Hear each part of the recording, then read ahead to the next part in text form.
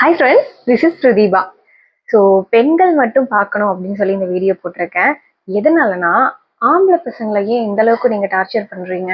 ஒரு ரிலேஷன்ஷிப்பில் அவங்க வர்றதுக்கு முன்னாடி வரைக்கும் அவங்களுக்கு இருக்கிற ஃப்ரீடம் ஒரு ரிலேஷன்ஷிப்பில் வந்ததுக்கப்புறம் ஏன் நீங்கள் கொடுக்க மாட்டீங்க?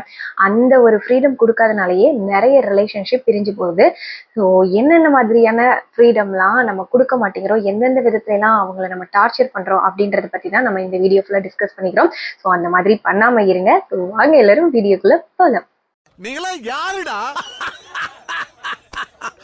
How do I tell you? First விஷயம் என்ன அப்படின்னா, எங்கேயாவது போனா எங்க போயிருக்கன்னு கேட்டு டார்ச்சர் பண்றது. அந்த மாதிரி போன இடத்துல அவங்க எந்த விஷயத்துக்காக போயிருக்காங்க அப்படின்ற விஷயமே தெரியாம, நீ அங்கதான் போயிருப்ப, இங்கதான் போயிருப்ப, இல்ல நீ வேற ஒரு ரிலேஷன்ஷிப்ல இன்வால்வ் ஆயிட்ட அப்படின்னு சொல்லி நமக்கு தோன்ற கற்பனைகளை எல்லாத்தையுமே அவங்க கிட்ட கொட்டி தீர்த்து அவங்க கிட்ட இருக்கிற வெறுப்பை நம்ம சம்பாதிச்சுக்கிறோம். அதாவது இப்போ அவங்க ஒரு வேல்யூபிளான ஒரு விஷயத்துக்கே போயிருக்கிறாங்க, வேலிடான ஒரு பாயிண்ட்டுக்காகவே அவங்க ஒரு இடத்துக்கு போயிருக்காங்கன்னு வைங்களேன். உங்ககிட்ட சொல்லாம போயிருக்காங்க. சொல்லாம போனா என்ன, போயிட்டு போட்டோம். எங்க போனாலும் உங்க ரிலேஷன்ஷிப் ஸ்ட்ராங்கா இருந்தா உங்ககிட்ட தானே கடைசியில வரணும்.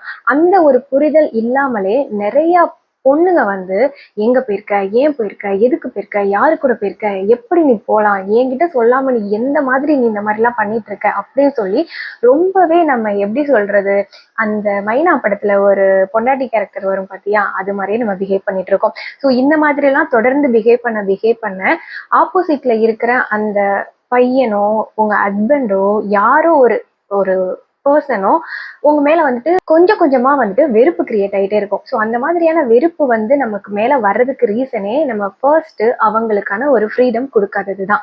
செகண்ட் விஷயம், மொபைல் அடிக்கடி செக் பண்றது.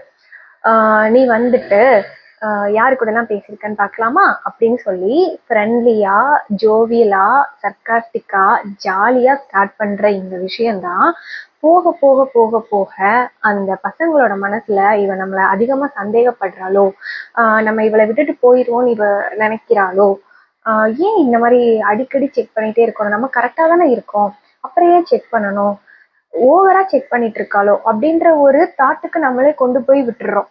அப்படி கொண்டு போய் விட்டதுக்கு அப்புறம் அந்த சந்தேகம் கிரியேட் ஆயிடுச்சுன்னு நினைச்சு பசங்க தப்பா சில விஷயங்கள் பண்ண போய் அதுல நம்ம கண்டுபிடிச்சாலும் அதுக்கடுத்து நம்ம அவங்கள அதுக்கே பிளேம் பண்ண ஆரம்பிக்கிறோம். ஸோ அதுக்கு ரீசனே ஃபர்ஸ்ட் நம்மளாதான் இருக்கும். அதை அவங்க பண்ணிட்டாங்க அப்படின்னும் போது அதை நம்ம ஏத்துக்கிட்டு தான் ஆகணும். அது நடந்ததுக்கு அப்புறம் ஐயோ இப்படி ஆயிடுச்சு அப்படி ஆயிடுச்சேன்னு புலம்புறதுல எந்த ஒரு யூஸ்மே கிடையாது. கரெக்டு தானே? ஸோ அவங்களுக்கான ஸ்பேஸ் அவங்களுக்கு நீங்க கொடுத்துதான் ஆகணும். ஸ்பேஸ் கொடுக்கலன்னா தப்பா போறதுக்கு நிறைய சான்சஸ் இருக்கு. தேர்ட் விஷயம், அவங்களா இருக்க விடுறது கிடையாது. அவங்களா எப்படி இருக்க விடணும்னா, அவங்க என்ன பண்றாங்க, ரிலேஷன்ஷிப் முன்னாடி உங்க கூட எப்படி இருந்தாங்க அப்படின்றதே ரிலேஷன்ஷிப் அப்புறமும் அதிகமா இருக்கணும்னு ஆசைப்படுறீங்க. இப்போ ரிலேஷன்ஷிப்க்கு முன்னாடி ஒரு 50% இருந்தாங்கன்னா ரிலேஷன்ஷிப்க்கு உள்ள வந்ததுக்கு அப்புறம் நீங்க 500% எக்ஸ்பெக்ட் பண்றது தப்புன்னு தான் சொல்லுவேன். அவங்களா உங்ககிட்ட இருக்கிறத பிடிச்சுதான் நீங்க அந்த ரிலேஷன்ஷிப்குள்ள வந்திருப்பீங்க. கரெக்டா? அப்படி இருக்கும்போது ரிலேஷன்ஷிப்குள்ள வந்ததுக்கு அப்புறமும் இன்கேஸ் அவங்க ஏதோ ஒரு விஷயத்துல சொதப்புறாங்க, சரியா பண்ணல அப்படின்னா அது ஓகே. எல்லாருமே இங்க பெர்ஃபெக்ட் கிடையாது. கரெக்டா? எல்லாருமே சில விஷயங்களை தப்பு பண்ணதான் செய்வாங்க. சில விஷயங்கள் குறையாதான் இருக்கும், சில விஷயங்கள் அவங்களுக்கு சரியா வராதான் செய்யாது. அப்படி இருக்கும்போது நீ இதை கரெக்டா பண்ணியிருந்திருக்கணும், கரெக்டா இந்த நேரத்துக்கு வந்திருக்கணும், என்னை நீ ரொம்ப எப்படி சொல்றேன்னா நான் மென்டலி என்னை டார்ச்சர் பண்றேன் அப்படி இப்படின்னு சொல்லி நம்ம பாய்ஸை எப்பயும் குறை சொல்லிட்டே இருக்கோம்.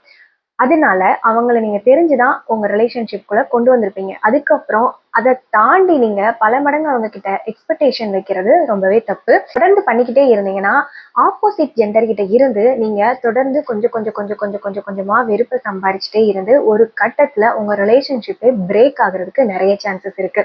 ஸோ அந்த இடத்துக்கு நீங்க ஏன் கொண்டு போகணும் அப்படின்றத ஃபர்ஸ்ட் திங்க் அபவுட் தட். ஒரு பர்சன் உங்களுக்கு பிடிச்சாதான் நீங்க உங்களோட லைஃப்குள்ள அவங்கள கொண்டே வருவீங்க.